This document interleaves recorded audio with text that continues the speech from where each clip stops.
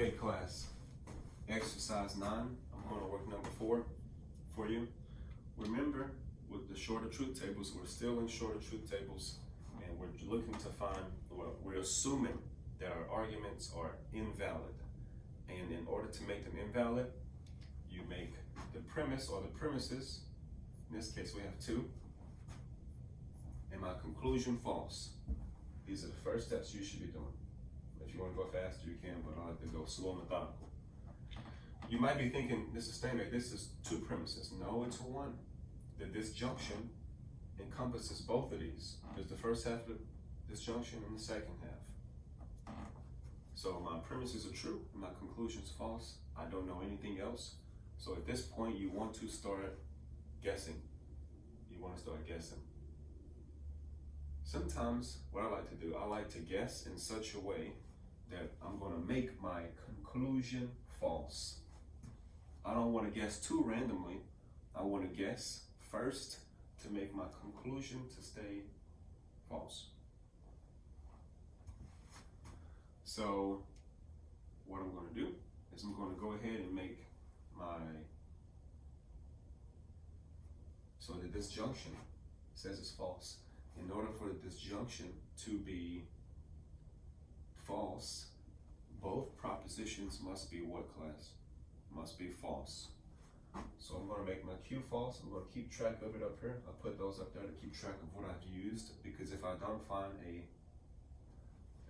find a contradiction, I need to go back and reuse or find new truth values for these symbols. So my Q is false, and my Q is false here. And my S is going to be F. So I don't have any problems here. The conclusion can be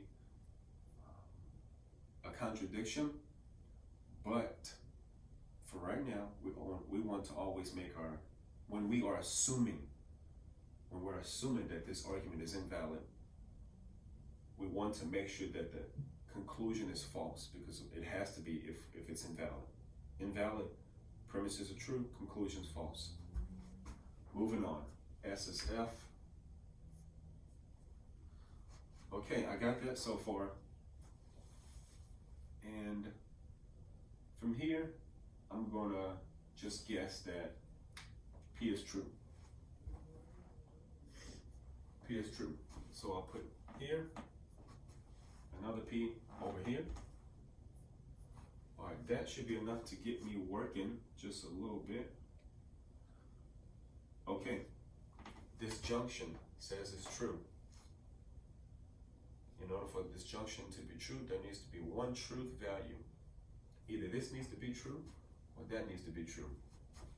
But this conditional, the antecedent's true and the consequent false, is false. So what should this be? It should be false.